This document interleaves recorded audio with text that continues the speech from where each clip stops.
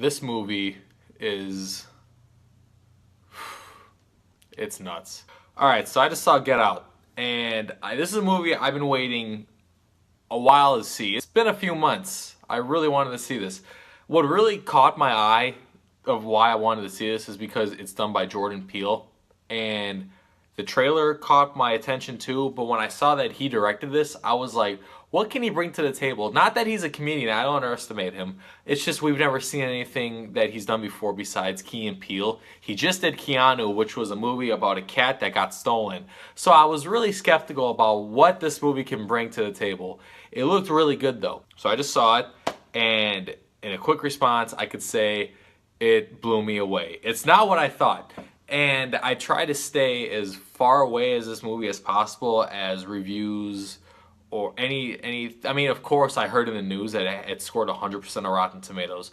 So I knew walking into this that it had to have some factor that it was going to be good. It stars Daniel Kaluuya, who he's kind of small. He's gonna get bigger though. He was in Black Mirror. I heard that he's gonna be in the new Black Panther movie, so great for him. Also stars Allison Williams from Girls, the HBO show. Bradley Whitford, who has been in a plethora of movies. Just a few other supporting characters here and there. I was so blown away of how Jordan Peele did this movie. It's like he knew what audience members were gonna say and stuck that in the movie. So it stars Daniel Kaluuya, who's playing Chris, and he's been in this 4 or 5 month relationship with his girlfriend Rose, played by Allison Williams, and they are going home to Rose's family's house this weekend for an introduction, and then there's a family party that's going on, and Daniel, Chris, is afraid because Rose's parents don't know that he's black. Do they know I'm black? Should they? You might wanna, Mom and Dad, my black boyfriend will be coming up this weekend. I just don't want you to be shocked that he's a black man. So he's kind of skeptical on it, and they go, and everything seems normal at first, and slowly, here and there, things kind of start getting weird, and he wants to know what's going on. Here's the thing that I loved about this movie, so much though, it's that if we were in his situation, the moment that us say, all right, I think I'm leaving, is the same exact moment he decides that, which I love. It's like he knows what people in the theater think. So his buddy in the movie, Little Ray Howery, I hope I pronounced that right, is amazing. He plays Rod, he plays Chris's best friend who's a TSA agent, and he's us. If we can talk to Chris, he's the only way we can talk to him, is Rod. This guy was saying and thinking exactly what I was thinking. He nails it. He's funny. He steals every scene he's in. This is what I also liked about this movie. It had the relief.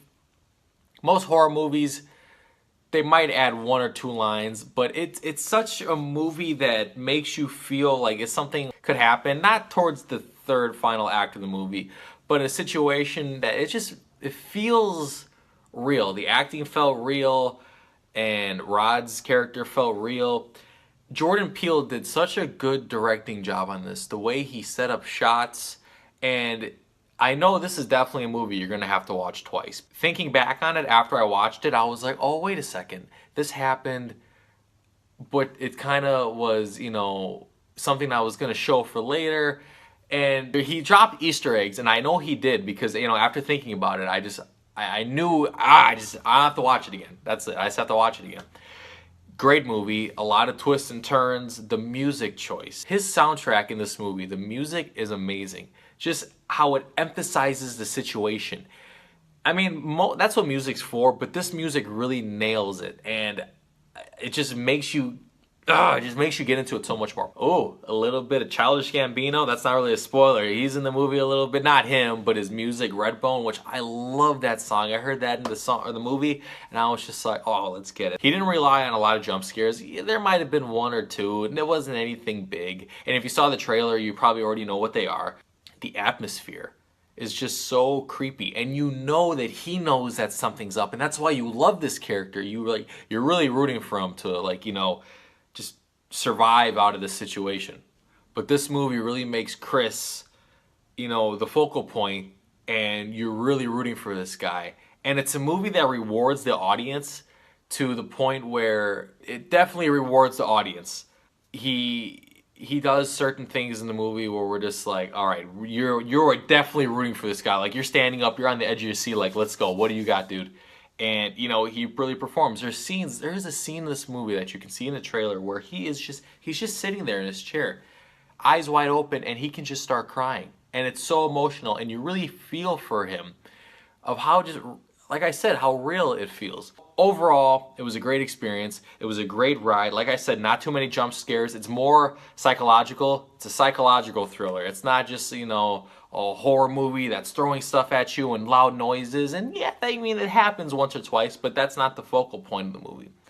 So guys, at the end of the day, I'd say definitely go see this movie. Go see it with a crowd. Go see it with your significant other. It doesn't matter. Just go see this movie. It scored a 99 on Rotten Tomatoes now because a critic, just one critic, had to ruin it. But still, go see it. It's definitely worth it. I know you guys will like it. And that's my review on the movie. I genuinely liked it. And I know that he's got other plans and plots of movies he wants to do, and I hope he genuinely does it. So with that being said, guys, I hope you guys see it. I hope you enjoyed the video. And guys, like always, I will see you next time. Peace.